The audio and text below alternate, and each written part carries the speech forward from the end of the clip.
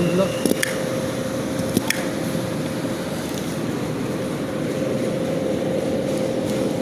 दूर कर, दोबारा इधर पकड़।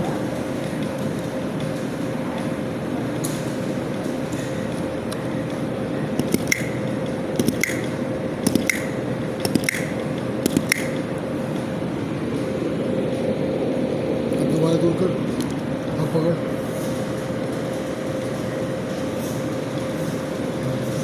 अभी